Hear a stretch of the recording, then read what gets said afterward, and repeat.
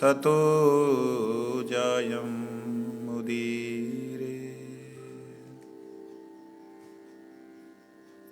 भूमौ स्वकलितपादानां भूमिरेवयवलम्बनम्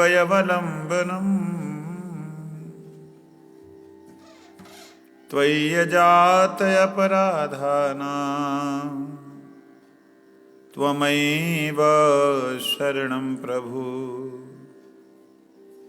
त्वमैव शरणं प्रभु। श्री कृष्ण चैतन्य प्रभु नित्यानंद, श्री अद्वैत गदाधर श्रीवासादि गौर भक्त वृंद। हरे कृष्ण कृष्ण कृष्ण हरे हरे, हरे राम राम राम हरे हरे। भूमस्वकलितपादानां भूमिरेवयवलम्बनम् त्वय्यजातयपराधानां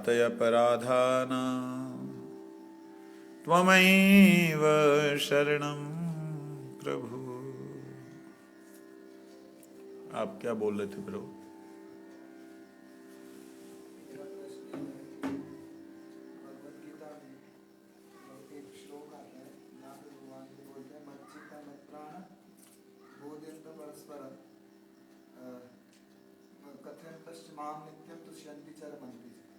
उसके बाद भगवान का वो श्लोक है दिशाम सतत युक्तानाम मिताम विद्युत। फिर भगवान बोलते हैं कि गदामी बुद्धि हो। उसके बाद है कि मैं उसको मतलब रहस्य खोलता हूँ। ये गीता जी ला के देना। मेरा प्रश्न ये है कि ऐसा कौन सा रहस्य है? मत चित्ता, उसमें चित्त भी हो गया, वो प्राण भी भगवान हो गए उसके, वो कथा भी बोल रहा है परस्परम, तो उसमें दुष्यंती च रमंती च भी हो गया, सतत युक्ता नाम सब कुछ होने के बाद भी क्या कुछ ऐसा रह जाता है जिसको भगवान के रहस्य बोलते हैं? इससे ऊपर और क्या है कि बंदा आपको प्राणी मान लिया, सारा कुछ कर लिया, वो कर लिया, उसके बाद भगवान कहते हैं मैं वो रहस्य बोलता हूँ, या क्या यही रहस्य नहीं है कि इसके बाद क्या है? प्रथम श्लोक क्या है? शब्द क्या था? मत चित्ता मत प्राण न मत चित्ता मदगत प्राण बोधयन्ते। हाँ, एक मिनट। उसके अगले श्लोक हाँ, मत चित्ता मदगत प्राण, 10वां अध्याय 9वां श्लोक।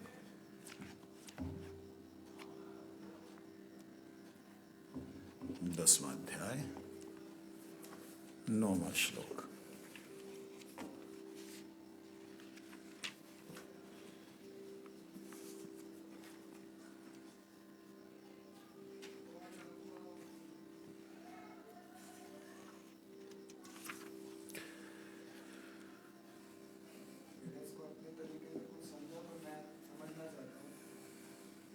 एक बार इसका हमने चर्चा की थी, आपको याद हो अगर, हम नीचे जब थे भगवत गीता का एक बार पूरी तरह हमने पाठ किया था, उस वक्त इसकी चर्चा की थी, बड़ा दिव्य इसका भाव आया था।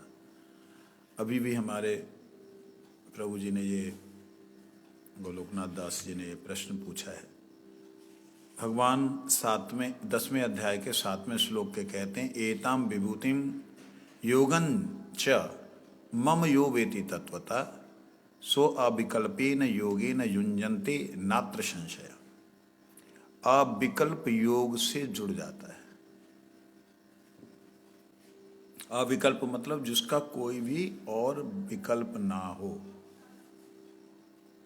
मतलब निश्चित योग में जिसका विकल्प होता है, जिसके बाद में ये नहीं तो ये होता है, ये नहीं तो ये वाला जो योग है, मतलब ये नहीं तो ये मिलेगा, ये नहीं तो ये नहीं चाहिए तो ये ले लो। कहते अविकल्प योग का मतलब है जिसके अलावा कुछ और हो ही नहीं सकता, ऐसे योग में जुड़ जाता है। कौन? जो व्यक्ति मेरे को तत्व से जान लेता है। ये बोलने के बाद कैसे जानेगा तत्व से?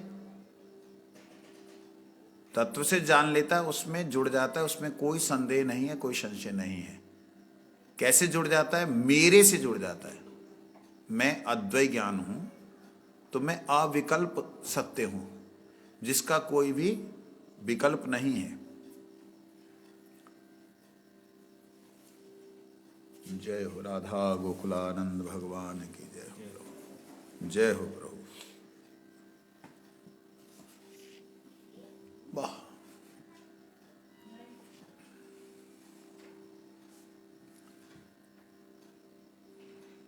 इसमें किसी भी प्रकार का संशय नहीं है कि वो मुझसे जुड़ जाता है। अब बात आती जुड़ना और आपका वो योग प्राप्त करना कैसे संभव है, तो उसके लिए भगवान बोलते कि मेरे से जुड़ने का मतलब मैं कौन हूं, पहले तो ये समझ में आना चाहिए ना। अविकल्पेन अविकल्प योगेन, मैं अविकल्प कैसा हूं, मेरे अलावा कोई और विकल्प नहीं है। ऐसी स्थिति में गुरु जी के लिए रखिए बड़ी माला, कल के लिए रखो। हाँ,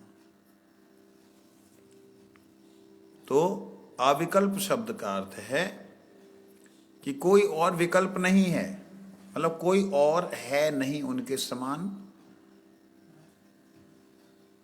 उनसे अधिक।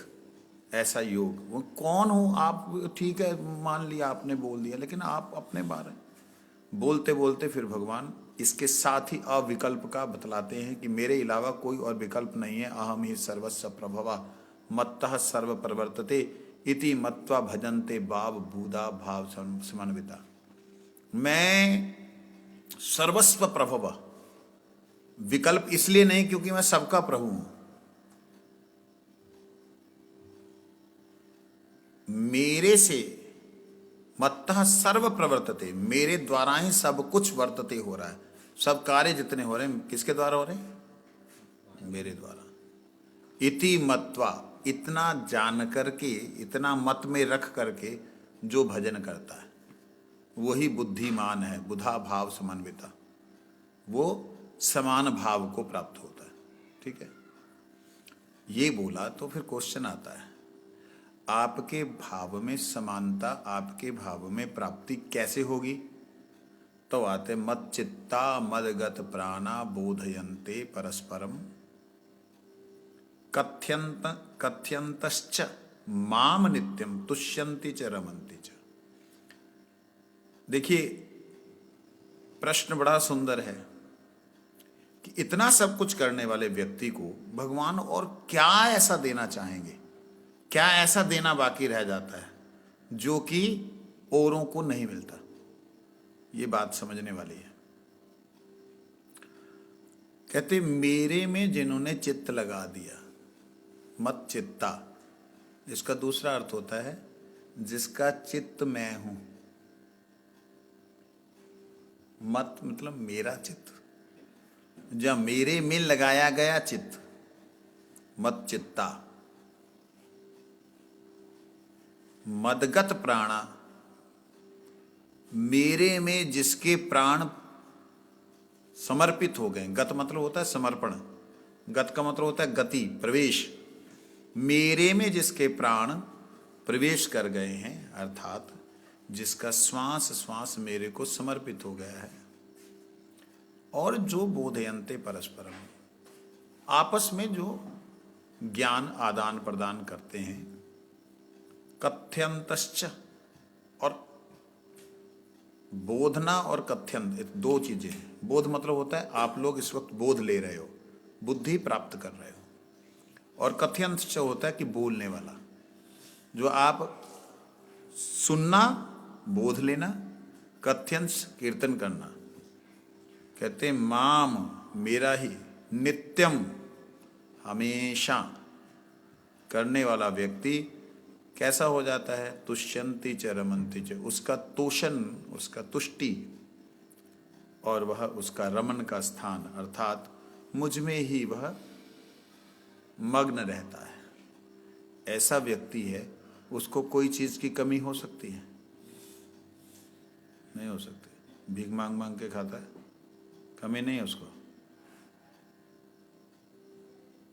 है? नहीं है, उसको सारा आनंद मिल गया, तो भीख क्यों मांगता है? वो तो जीवन निर्वाह, वो तो उसको ऐसे ही मिल जाएगा।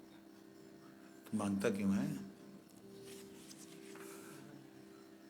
कहते तुष्यंति च रमन्ति च, अर्थात मेरे ही प्रसाद के द्वारा तुष्ट होता है, मुझ में ही रमन करता है, मेरे ही नाम को लेकर के विचरण करता है, तो कोई उसे दे दे तो खा लेता है, नहीं देता तो तुष्ट रहता है। ऐसा मदगत प्राण है वो। मुझ में जिसने प्राण समर्पित कर दिए वो मुझ में ही संतुष्ट है, मुझ में ही तुष्ट है, मुझ में ही रमन करता है। भीख मांग करके उसको खाने की जरूरत नहीं होती, वो मस्त रहता है, उसको लोग खिलाते कि खा लो बाबा खा लो। अब ऐसा व्यक्ति जो है, जो हमेशा नित्यम रमन्ति च, नित्यम कथ्यंत च, नित्यम बोधयंत च,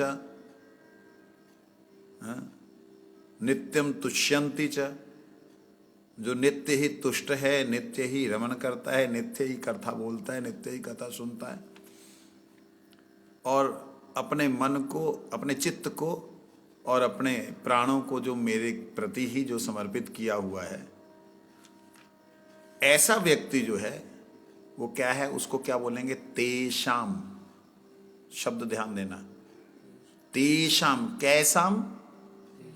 तेषाम, ऐसा। इससे पहले वाला जो श्लोक है वह श्लोक का अर्ध भाग ये है, सबका नहीं। तेषाम कौन? मच्चित्ता मदगत प्राणा बोधयन्ते च परस्परम। तेषाम, ऐसा जो है, बात समझ आई? नहीं समझे? तेषाम जो बोधयन्ते परस्परम, तेषाम जो कथयन्त माम नित्यम, मेरे में नित्य तुष्यंति रमन्ति, ऐसा जो है। क्योंकि ध्यान दीजिएगा पूरा नहीं हुआ श्लोक ये। तुष्यंति च रमन्ति च, रमन भी करता है तुष्ट भी होता है, पूरा नहीं हुआ। कहते तेषाम, ऐसा जो सतत युक्ता नाम, हमेशा युक्त रहता है, युक्त रहते हुए मेरा भजन करता है, अर्थात मेरी सेवा करते हुए मुझे आनंद प्रदान करता है। भक्ति और भजन में थोड़ा सा अंतर है। भक्ति में तुष्टि होती है, संतुष्टि होती है, भजन में आनंद होता है। ठीक है? भक्ति में कहीं कहीं सकाम भी हो सकती है, निष्काम भी हो सकती है। स्मरण करना, भजना, भजना शायद हो सकता है कि कभी कभी व्यक्ति किसी को मतलब दुर्भाव से भी भजता है, जैसे कंस भगवान को भजता ही था सारा दिन, लेकिन अनुकूल कृष्ण शीलन वाली बात नहीं कह सकती। भक्ति को हम लोग बोल सकते हैं कि भक्ति, भक्ति का मतलब वो क्या है, वेदातु भजदातु सेवा, नहीं, दोनों में भज धातु सेवायाम है वो है। लेकिन भजन में तो भजना, भज तो हम लोग प्रतिकूल भाव से ले सकते हैं। ना। भजन प्रतिकूल भाव से नहीं होता। भजन का मतलब ही है आनंद देना, आनंद लेना। भज सेवा, भक्त, भज सेवा। ती जो है वो है तुष्टि, ती जहां लग गया तुष्टि, और भज ना जहां लग गया आनंद। आनंद का ना आखिरी लिया है, तुष्टि का जो ती जो है आखिरी है, तुष्टि। जहां पे तृप्ति होती हो, तृप्ति भजन करके या भक्ति करके यदि तृप्ति हो रही है, वह तृप्ति एक जगह, तृप्ति शब्द होने का मतलब समाप्त होना, और भक्ति की एक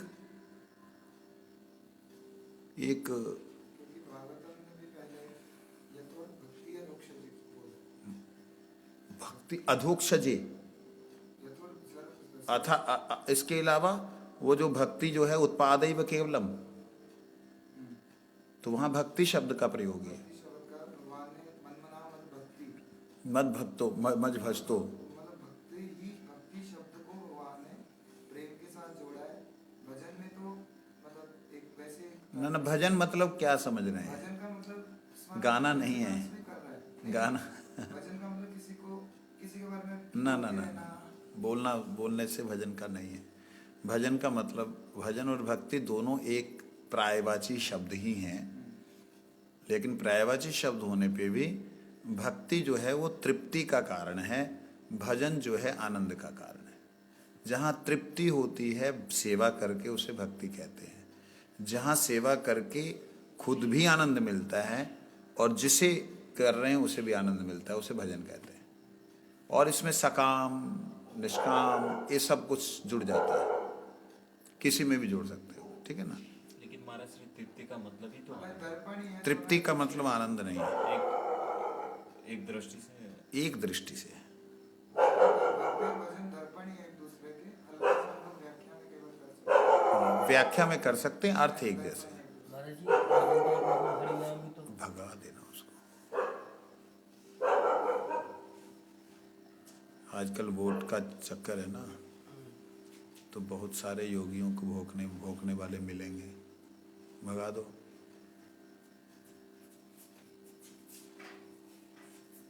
तो इसलिए भजताम प्रीतिपूर्वकम,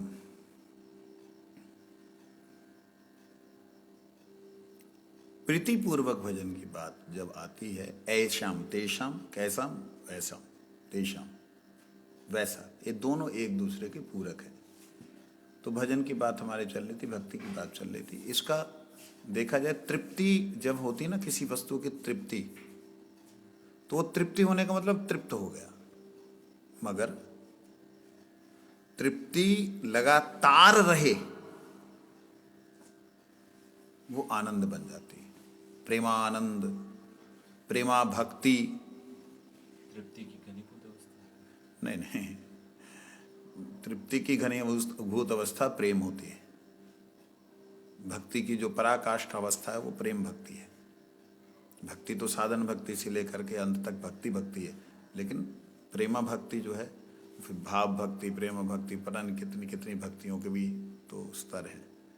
तो विषय पे वापस आते हैं। जो हमारा विषय है, जो प्रश्न है, उसमें है कि भगवान उसके बाद क्या ऐसा रह जाता है जो बुद्धि योग देते हैं। कहते तेषाम सतत युक्ता नाम, ऐसा व्यक्ति जो मेरे साथ हमेशा युक्त है। कैसे युक्त है? मत चित्ता मदगत प्राणा बोधयंत परस्परम कथ्यंतश्च माम नित्यम तुष्यंती च रमंती च, ऐसा रमन करने वाला, ऐसा तुष्ट व्यक्ति। ये देखो ना, तुष्ट व्यक्ति, तुष्यंती या तृप्तियंती, तृप्ति। तो ऐसा जो व्यक्ति है वो सतत युक्त हो और मेरा प्रीतिपूर्वक भजन करता हो। प्रीतिपूर्वक भजन करने वाले को मैं बुद्धि देता हूं। अब कौन सी बुद्धि रह गई? वो बुद्धि देता हूं कि मेरे साथ तुम्हारा क्या संबंध है। वो संबंध ज्ञान देते हैं। जिस संबंध के ज्ञान को प्राप्त करके तम वो येन माम उपयांति थे, तब वो मुझे वास्तविकता में प्राप्त करता है। उपयांति थे, उप मतलब नजदीक, यांति थे आना। प्राण ही बोल दिया, जिस प्राण के कोई वो नहीं बोला उस स्थिति में मेरे में चित्त है, मेरे में प्राण है, वो चित्त और प्राण होना किसी संबंध के साथ ही तो होता है। नहीं नहीं, कई बार ऐसा नहीं होता। कि वो कौन सा संबंध है, ये कौन सा संबंध है? नहीं, ये तो देखिए, लेवल की बात कर रहा हूँ, कौन से लेवल की बात भगवान वहाँ कर रहे हैं जहाँ मत चित्त और मत प्राण हो गया। और ये किस लेवल, हम लोग जैसे अपने जब हम लक्ष्य लेके चलते हैं भक्ति में, तो हम ये लक्ष्य लेके चलते हैं कि मेरे प्राण भगवान हो जाए, मेरा चित्त भगवान में स्थिर हो जाए। हमारे लिए यही लक्ष्य है। इससे आगे के लक्ष्य की बात कर रहे हैं भगवान। बहुत सुंदर प्रश्न। आपको रिपीट कर दूं, शायद आप लोगों को आवाज ना आई हो। कहते ऑलरेडी मद चित्ता बोला भगवान ने, मेरे में चित्त लगा दिया उसने। मदगत प्राणा बोला, मेरे में उसने प्राणों को समर्पित कर दिया। और बस मेरे अलावा और किसी में उसकी संतुष्टि भी नहीं है, उसकी वो रमन भी नहीं करता है। ऐसे को क्या बोला जाएगा? ये कौन सी कैटेगरी का भजन है कि इसके बाद भी भगवान भजन देने की, उसको संबंध बुद्धि देने की बात कर रहे हैं? ये है ऐसी स्थिति जहां पर कोई व्यक्ति निराकार निर्विशेष तत्व को स्वीकार करते हुए, भगवान को मानते हुए कि ब्रह्म जो है वो सर्व कारणों का कारण है, ब्रह्म जो है या परमात्मा जो है वो मेरे सर्वस्व हैं, उसमें वह प्रेम भाव का भाव नहीं आया, वहां प्रीति का संबंध नहीं आया, अभी तो आगे आया है। हाँ वही तो बात, वहां ये बात है। जो ये वाला आपने क्वेश्चन किया ना, ये वाला कौन है? ये है जो मदगत प्राणा है, जो अपने प्राणों को मुझ में समर्पित करना चाहता है, मुझसे अलग खड़ा होकर के नहीं है वो। ऐसा जो व्यक्ति है मद चित्ता है, मेरे में अपना चित्त दे दिया, उसका कोई भी संस्कार बचा नहीं। चित्त जो है वो संस्कारों का स्टोर होता है। चित्त क्या है? संस्कारों का स्टोर है, जो हम इस शरीर से करते हैं, मन बुद्धि से करते हैं। इन कर्मों का जो इंप्रेशंस होते हैं वो बैठते हैं चित्त में। कहते जो मेरे को समर्पित कर देता है चित्त, तो वो शून्य में पहुंच जाता है। मतलब कहाँ चला गया वो? अब उसका कोई भी कर्म बाकी, जहां कर्म संस्कार बाकी नहीं रहा। उसके बाद मदगत प्राणा, अपने प्राणों को मुझ में प्रवेश कराने का भाव उसमें पूरी तरह समर्पित होगा कि मैं अब तुम्हारे में ही हूं। इसके बावजूद अभी शरीर है तो वो मेरे में ही रमण करता है, मेरे नाम और मेरे गुणों में ही संतुष्ट रहता है। ऐसा जो व्यक्ति है, ऐसा मतलब मुक्त व्यक्ति, मुक्त नहीं पूर्णतः है, बट मुक्त अवस्था को प्राप्त हुआ, जीवन मुक्त अवस्था को प्राप्त हुआ व्यक्ति जब सतत युक्त होकर के, सतत युक्त मतलब ऐसे बुरी तरह जुड़ा होकर के मेरा प्रीतिपूर्वक भजन करने लगता है। प्रीतिपूर्वक का मतलब मेरे स्वरूप को मान करके मेरे को कुछ प्रेम प्राप्ति का, जहां प्रेम भाव से मेरे भजन में लगता है, तब मैं उसको बुद्धि योग देता हूं। क्या? संबंध ज्ञान तब देता हूं। ये पहले वाली जो स्थिति है ये आपकी भी आनी है, मेरी भी आनी है, एक योगी की भी आनी है, ज्ञानी की भी आनी है। योगी को तब उसका मदगत प्राण होगा जब वो योगी उस स्थिति में पहुंच जाएगा पूरी तरह। ज्ञानी की जब तक ये स्थिति नहीं आएगी तब तक वो ज्ञान मार्ग की मुक्ति नहीं प्राप्त कर सकता। और परमात्मा में ये व्यक्ति जो है, ये योगी जो गमन नहीं कर सकता है। परंतु परमात्मा में गमन करते हुए, जिस प्रकार से सुखदेव जी महाराज, जिस प्रकार से सनक सनातन सनत कुमार आत्माराम मुनयो निर्गंथा उरक्रमे अहेतु किम भक्तिम आत्मारामस्य मुनयो निर्गंथा उरक्रमे अहेतु किम जय आत्मा सुप्रसिद्धति, जिससे आत्मा सुप्रसन्न प्राप्त करती, वह भक्ति आत्माराम मुनियों को प्राप्त होती। ये आत्माराम मुनि की बात हुई है, जो रमंती च तुष्यंती च, ज्ञानी योगियों की बात है। हाँ, लेकिन ये व्यक्ति परस्पर वार्तालाप कर रहे हैं तो करते करते जब सतत युक्त हो जाते हैं, मतलब पूरी तरह जुड़ जाते हैं, किसमें? अपनी जो क्रिया कर रहे हैं, उस क्रिया को करते करते प्रीति अगर हो गई, हाँ, इस क्रिया को करते करते भगवान के रूप में, जहां उनके गुणों को सुनते सुनते उनके प्रति प्रेम हो जाए, बस अब तो मिल ही जाए। सुखदेव जी, सनक सनातन सनत कुमार, जब उन्होंने सुना ये श्लोक, वो प्रक्रिया से ये सुना, तब तक वो यहाँ थे। जब उन्होंने सुना कि ऐसा भी कोई है, वही चीज बता रहे हैं कि भगवान के गुणों को बोधयन्ते कथयन्ते, सुनते हैं, बोलते हैं, रमन, उसी में रमन करते हैं, करते करते शब्द ध्यान देने वाले सतत युक्ता नाम, हमेशा युक्त रहते हैं, केवल वहां अटक नहीं जाते कि बस अब हम मुक्त हैं, ना, सतत युक्त रहते हैं। फिर उनको प्रीति का भाव होता है कि हम भी पकड़ सकते हैं, हम भी छू सकते हैं। तो कैसे छुएंगे? कहते बुद्धि योगम, तब मैं उन्हें बुद्धि योग देता हूं। तब वो मुनि ने कहा कि अब ये प्रकाश को हटा लीजिए और अपने अंदर जो आग हो, वो मुझे दर्शन दीजिए, वो वाला ऋषि। तब ये तो बुद्धि योगम। फिर माम उपयांति ते, माम मतलब मुझे, उप मतलब नजदीक, यान्ति ते प्राप्त करता है, मेरे नजदीक आ पाता है। इससे पहले तो बेचारा दूर ही है। ठीक है। इसको आप एक आम, जैसे हम लोग हैं साधक, जो भी साधक भी मतलब आम एक व्यक्ति को लेकर के आप इसको कैसे समझाएंगे कि हम लोगों की इसकी क्रिया क्या है? मतलब वो दूसरे श्लोक की, पहले श्लोक की। पहला मत चित्त, अभी हम लोग तो चित्त, मेरे से चित्त नहीं, प्राण नहीं, परस्पर बोधयंत भी नहीं, ना तुष्यंती है ना रमंती है। सतत मतलब हम लोगों को लग रहा है कि हम लोग जो माला कर रहे हैं, प्रसाद परिक्रमा ले रहे हैं, ये इसके साथ अब कैसे करेंगे? ये कौन सा लेवल है? हम क्या कर रहे हैं? वास्तविकता में हमारा कोई भी लेवल नहीं है। इसीलिए कल का जो भजन था वो भक्ति विनोद ठाकुर जी ने बोला, इसीलिए रघुनाथ दास गोस्वामी जी ने ये बात को बोला, करो रति अपूर्व यत्ने। हमने यत्न नहीं किया। कैसा यत्न करना? ये है यत्न।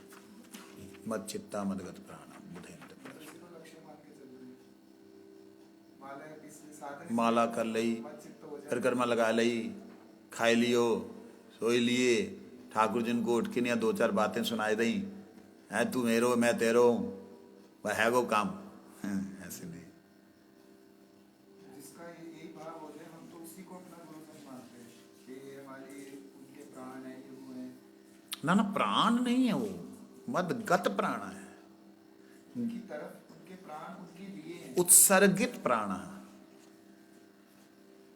उत्सर्गित प्राण, अपने प्राणों को न्योछावर करने वाला। बट स्वरूप का अभी अनुभव नहीं है। स्वरूप का अनुभव होगा कब? सतताम भजताम, सतत सतत भजताम। और जैसे ही उसके अंदर सतत भजताम, हे नाथ, जैसे मान लो जहां ले चलोगे वहीं मैं रहूंगा, ये भाव वाला निराकारवादी, उसे मालूम नहीं है क्या है क्या नहीं है, बस प्रभु शरणागत हो गए। ये मदगत प्राण, इसे बेचारे को पता ही नहीं है। फिर ऐसे जो पता नहीं होता जीव, उसको भगवान कभी एक झलक दिखाते हैं, या अपने गुणों का प्रकाश करते हैं उसके अंतःकरण में, क्योंकि सतत युक्त है वो छोड़ नहीं रहा है। वो कैसे गुणों का प्रकाश कराते हैं? जैसे सुखदेव जी महाराज की आपने बात कही, जैसे सनक सनातन सनत कुमार की बात कही। वो जा रहे थे बैकुंठ की तरफ से, मतलब इधर उधर से जा रहे थे, इधर उधर भटकना शब्द क्षमा करें, विचरण कर रहे थे। महामुनि गण हैं, ब्रह्म आत्मसंतुष्ट हैं, खुद भी ब्रह्म है, स्वयं ब्रह्म स्वरूप में प्रतिष्ठित है। मतलब यूं कह सकते हैं कि ब्रह्म का घनीभूत आकार सनक सनातन सनत कुमार, समझे नहीं? वो बैकुंठ के बगल से निकले, उनको दिव्य सुगंध आई। ये क्या सी सुगंध है? उन्हें नहीं पता क्या सुगंध है, बस वो दिव्य सुगंध की तरफ दौड़े। उस तरफ जैसे ही गए तो द्वारपालों ने रोक लिया।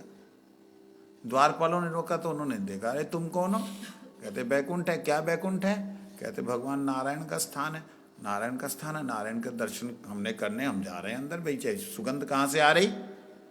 भगवान बाहर आ गए। जैसी सुगंध को देखा कि यहां से आ रही, एक तो नाक लेकर के वहीं पहुंच गया चरणों में ही, और एक भगवान के जो कमल का फूल है उसमें पहुंच गया, और एक भगवान के जो माला है उसमें पहुंच गया। एक भगवान को ऐसे देखते हुए भगवान के अमृत का पान कर रहे हैं। मतलब चारों जन विमोहित हो गए। तो ये सतताम सतत भजताम, जैसे ही उनको भगवान ने अपने एक गुण का अनुभव कराया, लट्टू हो गए। भजताम प्रीतिपूर्वकम, अब वो प्रीतिपूर्वक भजन में लगे। हाँ बस, है ना? फिर भगवान कहते हैं ददामी बुद्धि योगम, तब मैं उन्हें बुद्धि योग देता हूं। कौन सा? यहां शब्द ध्यान पे देने हो, बड़ी प्यारी बात है। ददामी, आमी, ददामी बुद्धि योगम। किसका बुद्धि योग? कौन दे रहा है? कौन दे रहा है बुद्धि योग? है भगवान। तो बुद्धि किसकी हुई? भगवान की बुद्धि। भगवान अपनी बुद्धि देते हैं तब जीव को समझ आता है चैतन्य तत्व क्या है। हम बोल रहे हैं ना चैतन्य चैतन्य चित्त तत्व, कुछ नहीं समझ में आ रहा है हमें। चैतन्य तत्व क्या है तब समझ में आता है कि मैं कौन हूं, कैसा हूं, तब दिखलाई देता है। और उस दिखलाई देने में फिर वो भाव प्रस्फुटित होता है। वो जो भाव प्रस्फुटित होता है गोविंद के प्रति, इसलिए तो तुलसीदास जी ने बड़ी प्यारी बात कही, नाथ आपसे और मेरे नाते नाते अनेक है ना। नाथ तो मौसम नाते अनेक, आपके और मेरे प्रति नाते अनेक हैं। दास साहब के वात्सल्य, मधुर, रुद्र, हास्य, विभत्स इत्यादि बहुत सारे हैं। आपको जो भावे वो मेरे से ले लीजिए, आपको जो अच्छा लगे। आपको दास बनाना है, दास का दास बनाना है, दास के दास का दास बनाना है, जो आपको अच्छा लगे। मैं आपका हूं, बस इतना ही मुझे पता है। यह है प्रीतिपूर्वकम भजन। और भगवान ने किस में लगाना, वो है ददामी बुद्धि योगम। ठीक है। भगवान जब संबंध देते हैं, संबंध ज्ञान देते हैं, जीव तो पर जीव ही रहेगा। हाँ जीव तो जीव ही रहेगा। तो भगवान संबंध देते हैं। भगवान ने अगर संबंध, 5 रसों में से एक को आप संबंध बोलते हैं। नहीं, आप संबंध से क्या मतलब? शांत का मतलब जो है केवल शांत ही नहीं होता है। शांत शब्द है एक। शांत में कितनी कैटेगरीज है, गिनती नहीं। संबंध मतलब भगवान अपने धाम में कुछ बना लेते हैं। हाँ, अपना कुछ ऐसा बना लेते हैं। ऐसा ऐसा, क्योंकि शब्द आ गया था उपयांति थे, उप अर्थात नजदीक, यांति थे लेके आ जाता हूं, रखता हूं, रहता हूं। नित्य सिद्ध अवस्था वाली स्थिति। अभी देखो उसके आगे क्या बोलते, तेषाम एव अनुकंपार्थम, तेषाम एव अनुकंपार्थम अहम ज्ञानम अजम तमः नाश्याम्य आत्मभावस्थो ज्ञान दीपेन भास्वता। वाह, मैं इसका अर्थ पहले पढ़ लूं। इस प्रकार भक्ति योग का अनुष्ठान करने वालों के पास कभी अज्ञान ठहर नहीं सकता। अनेक व्यक्तियों के मन में, ये भक्ति विनोद ठाकुर जी मर्मानुवाद कर रहे हैं, भक्ति विनोद ठाकुर जी की भाषा। हरि बोल, क्या बात है, समाधि लग गई आप तो। अनेक व्यक्तियों के मन में ऐसे विचार उदय होते हैं कि जो असद वस्तु को नकार कर सद वस्तु की खोज करते हैं वे ही ज्ञान प्राप्त करते हैं। अनेक लोगों की यही भावना है। केवल भक्ति भाव का अनुशीलन करने मात्र से ही वे दुर्लभ ज्ञान पाया नहीं जाता, ऐसा कुछ लोग सोचते हैं। जो दुर्लभ ज्ञान की बात भगवान कर रहे हैं। हे अर्जुन, इससे मूल बात यह है कि मैं अपनी बुद्धि के बल पर, शूद्र जीव कभी भी, बात यह है कि अपनी बुद्धि के बल पर शूद्र जीव कभी भी असीम सत्य के तत्व की प्राप्ति या तत्व ज्ञान की प्राप्ति नहीं कर सकता। चाहे कितना भी विचार क्यों ना करे, विशुद्ध ज्ञान प्राप्त नहीं हो सकता, कितना ही प्रयास कर लो। मैंने एक निवेदन किया था वैष्णवों से, आत्मा के स्वरूप के बारे में।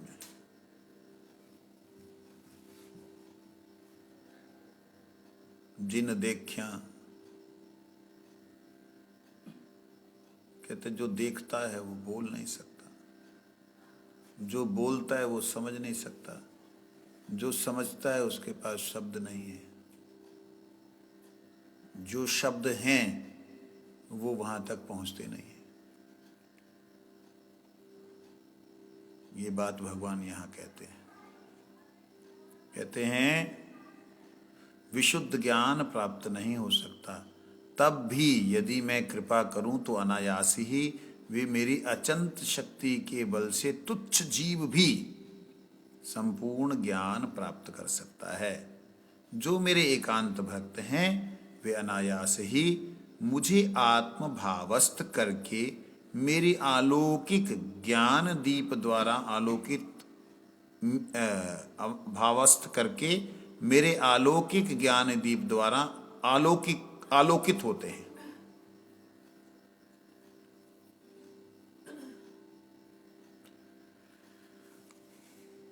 कुछ भी कोशिश कर लो, श्रीधर देव गोस्वामी महाराज जी एक बार मुंबई के अंदर थियोसॉफिकल सोसाइटी नाम याद आ गया में एड्रेस कर रहे थे, प्रवचन कर रहे थे। उन्होंने बोला कोई भी इस संसार की क्रिया, कोई भी ज्ञान, किसी भी तरह से कोई भी किया गया साधन, कोई भी किया गया प्रयास भगवान को जान नहीं सकता। कितने मिनट का समय था, उतने मिनटों में स्वामी जी ने इतना ही बोला। उसके बाद वो कहते महाराज आप वकीलों वाली आप कैसी भाषा बोल रहे हो, यदि आप नहीं कर सकते आपने घर क्यों छोड़ दिया।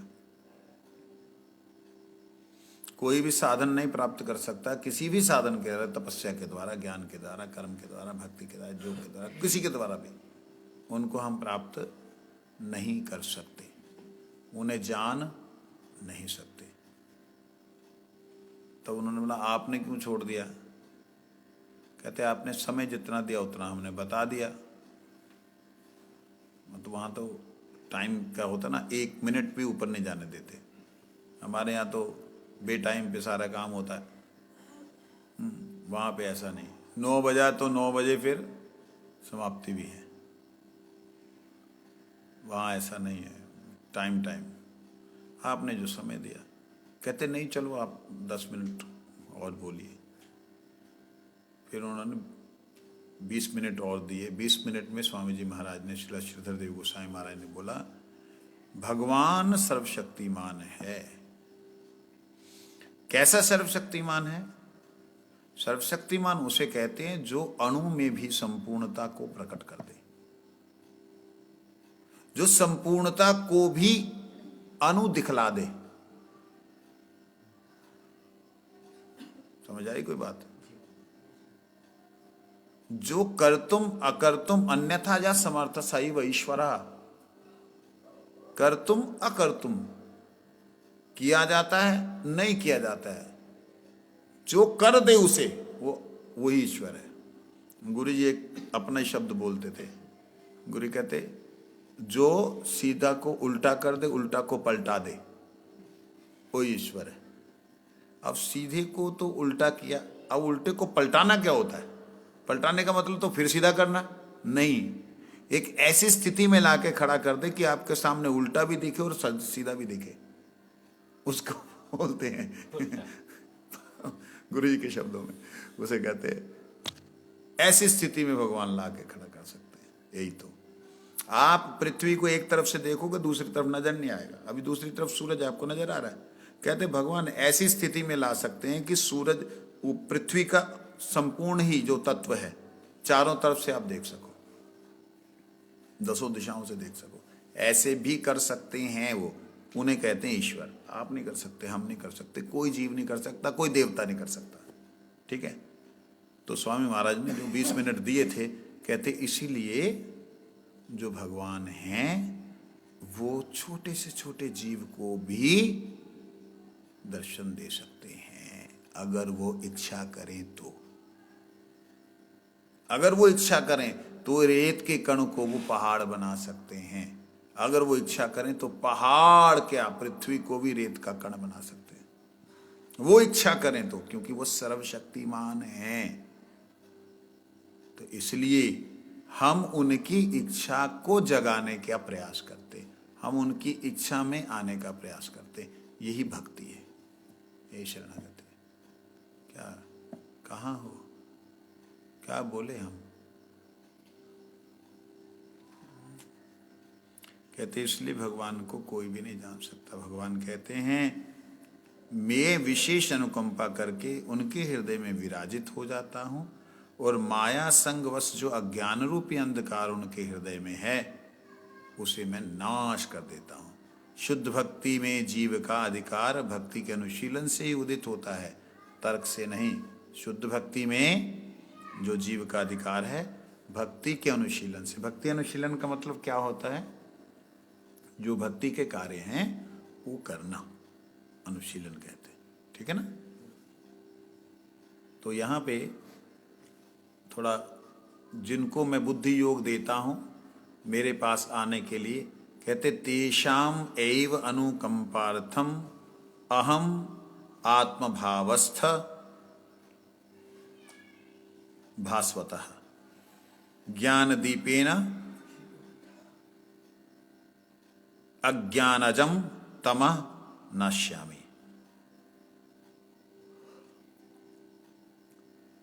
अच्छा, जब आपने बुद्धि योग दे दिया, आपके पास में आपने आने के लिए उसको मतलब साधन दे दिया, वो प्राप्त कर सकता है, उसके बाद फिर क्या अज्ञान रह सकता है? अगला श्लोक है ना साथ साथ, उसके बाद तो अज्ञान नहीं रह सकता। हाँ, उसके बाद अज्ञान नहीं रह सकता, लेकिन जो ज्ञान रूपी अज्ञान है उसको दूर करते हैं।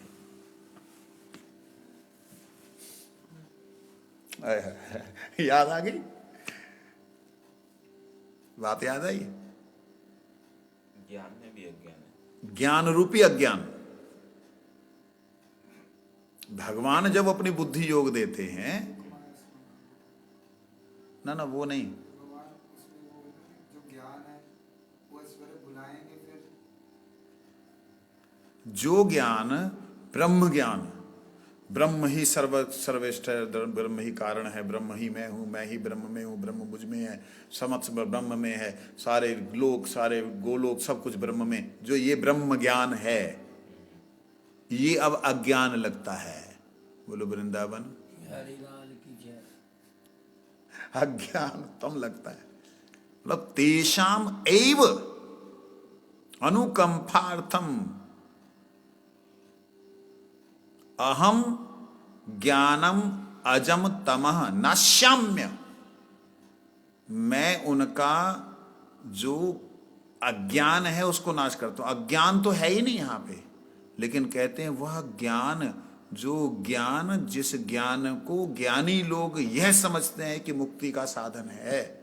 सो अहम अहम ब्रह्मस्मि प्रज्ञानाम शिवोहम अयम आत्मा ब्रह्म तत्वमसि इत्यादि, ये जो ज्ञान की पराकाष्ठा अवस्था है, वो ज्ञान की पराकाष्ठा अवस्था मैं जब बुद्धि योग देता हूं उसके कारण, मेरे अनुकंपा के कारण वो ज्ञान अज्ञान तम लगता है।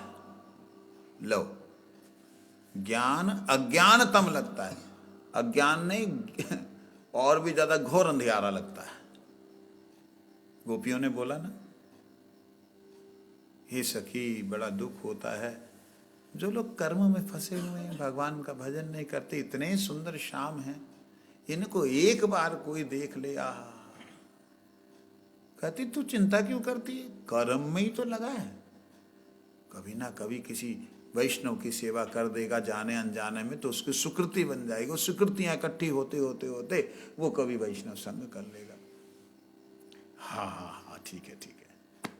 दूसरी कहती मेरे को तो चिंता उनकी होती जो सारा जीवन जो है साधन करते करते एक तुच्छ सी जो सिद्धि प्राप्त करके संतुष्ट हो जाते हैं, हाय हाय इनको विचारों का क्या होगा।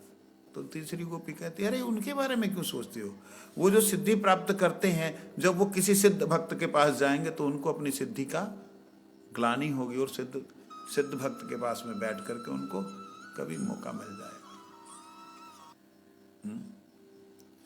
फिर तीसरी गोपी कहती दुख तो गोपी मुझे इसलिए होता है हे सखियो, इनको तो मिल जाएगा लेकिन जो ब्रह्म में सायुज्य प्राप्त हो गए उनका क्या होगा।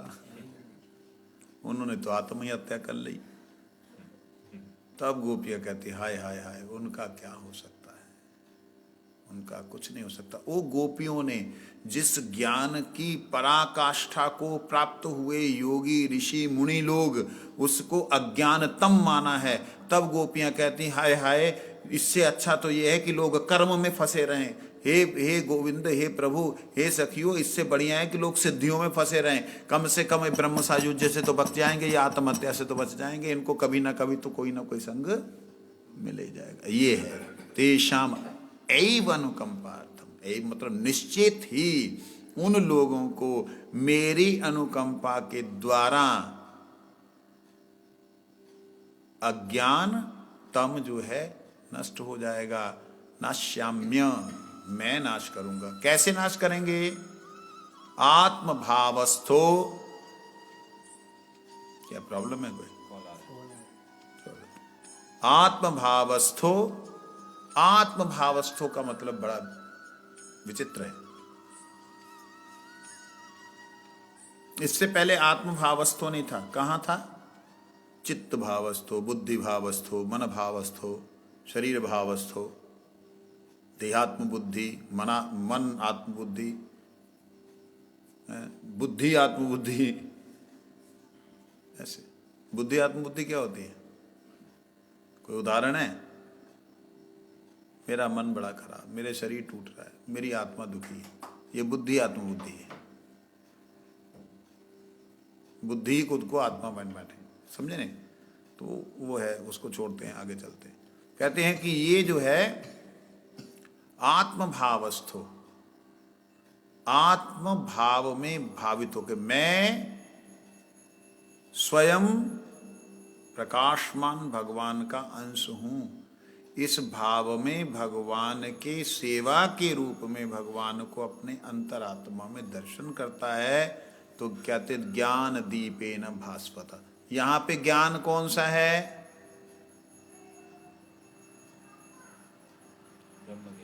ये ब्रह्म ज्ञान की बात हो रही है। ये आत्म भावस्थ ज्ञान है। आत्मा जिस भाव में स्थित हो गई है, कौन सी आत्मा? आत्मा को कौन सा भाव जो भगवान ने बुद्धि योग दिया, वह भाव में जो युक्त हो गई है, वो भावस्थो। आत्मा को भाव प्राप्त हुआ है, जो भाव प्राप्त हुआ है उस भाव में स्थित हो गई है, ऐसा ज्ञान।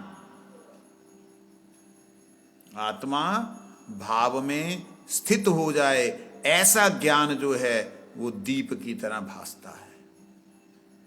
दीप की तरह। कैसा दीप? ऐसे ऐसे हिलने वाला नहीं, स्थिर दीप, जिसमें किसी भी प्रकार का प्रत्यय वायु का कोई भी कार्य नहीं है। वंशा कल्पतरुभ्यश्च कृपा सिन्धुभ्यो पतितानां पावनेभ्यो वैष्णवभ्यो नमो नमः।